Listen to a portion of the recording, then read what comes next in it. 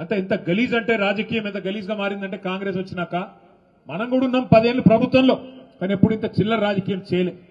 నల్లగొండ నియోజకవర్గం తిప్పర్తి మండలం ఎల్లమ్మగూడెం అనే గ్రామంలో సర్పంచ్ గా నామినేషన్ ఇస్తే మన సోదరుడు ఆయన పేరేముండేనే యాదగిరి గారు నామినేషన్ ఇస్తే ఆ సోదరుని బెదిరించినారు, ముందు కొట్టినారు, కాళ్ళ మీద ఏళ్ల మీద కనబడుతున్నాయి దెబ్బలు.